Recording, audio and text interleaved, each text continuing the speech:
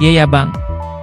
Isang muli na naman, ang Pilipinas ay nagtatayo ng mga barkong pandigma ng kanilang hukbong dagat na may mataas na kapangyarihan.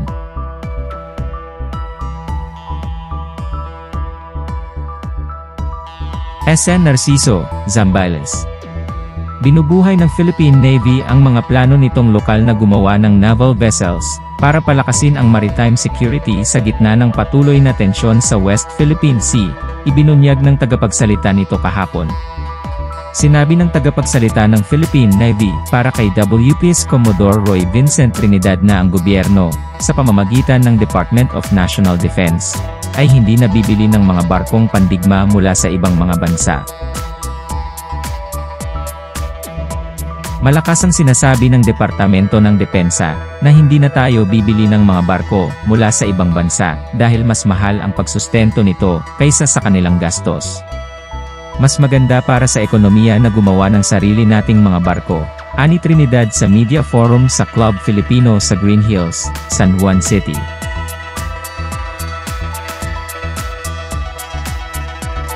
Kaya, bahagi ng pagsisikap ng Departamento ng Depensa ay pasiglahin ang pag-unlad ng lokal na industriya, sabi ni Trinidad. Ang Philippine Navy, ayon kay Trinidad, ay magsasanay sa mga tauhan nito sa paggawa ng barko. Oo, iyon ang direksyon namin. Ang Philippine Navy, gaya ng nabanggit ko kanina, ay nakabuo ng 2 o 3 barkong pandigma noong 1980s, kaya bakit hindi na lang ituloy iyon? Binubuhay namin ang pagsisikap na yon, sabi niya. Tiniyak ni Trinidad sa publiko na gagawin ng Philippine Navy, Armed Forces of the Philippines, at iba pang maritime players ang lahat para ma-secure at maprotektahan ang teritoryo ng bansa, ang mga exclusive economic zone. Mga umuunlad na hamon sa seguridad.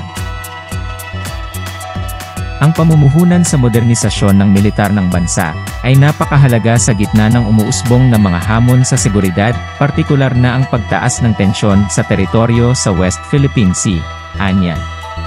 Binigyang diin ni Trinidad ang pangangailangang ihanda ang mga kakayahan ng AFP habang nagbabago ang bansa sa pagpapalakas ng panlabas na postura ng depensa. We have to look at defense and security not as an expense but as an investment. And you never stop investing in the defense and security of the country, sabi ni Trinidad sa mga mamamahayag sa sidelines ng National Security Cluster Workshop na gaganapin sa Philippine Merchant Marine Academy sa San Narciso, Zambales mula 2 hanggang 4 Mayo. Kapag nakamit na ang isang mapagkakatiwalaang postura, sinabi ni Trinidad na ang pagtatasa kung ang mga modernong kagamitan ay magiging sapat para sa mga pangangailangan ng bansa ay kritikal.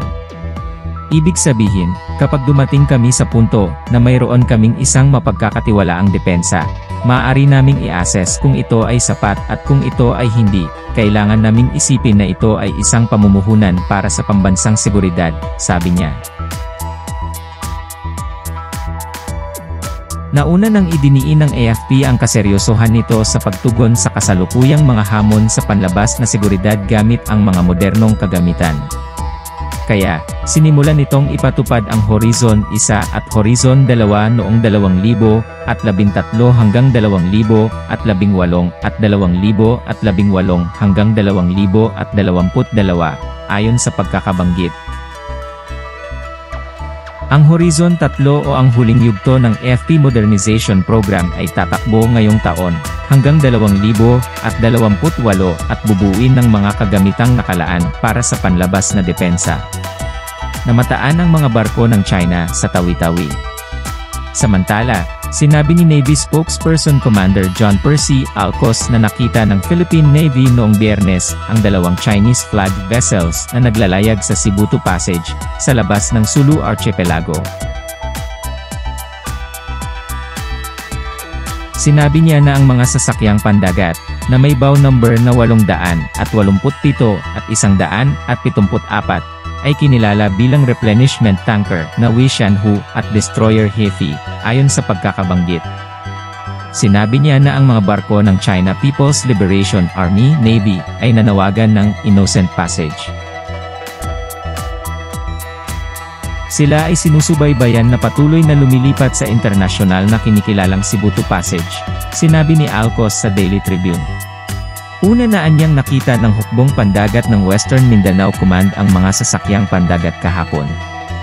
Hindi karaniwan na dumaan sa partikular na daanan, anya, at idinagdag na walang dapat ipag-alala.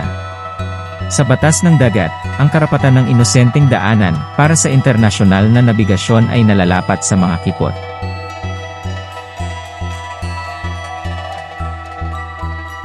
Sinasabi ng batas na ang pagpasa ay dapat na inosente, at iwasang makisali sa ilang mga ipinagbabawal na aktibidad tulad ng smuggling, spying, pagsubok sa armas, at malubhang polusyon, bukod sa iba pa.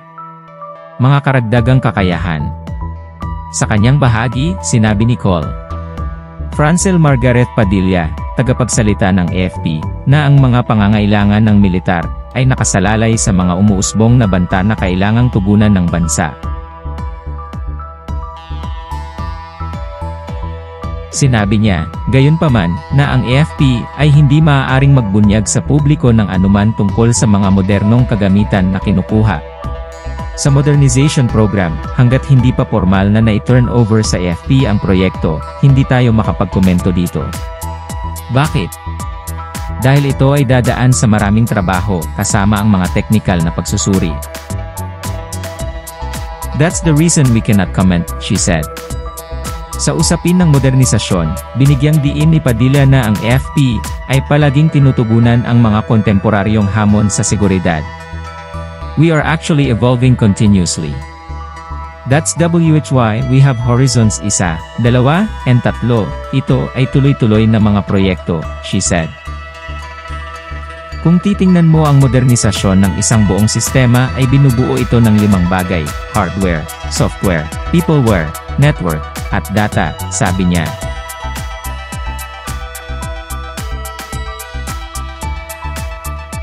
That's the reason we cannot comment, she said.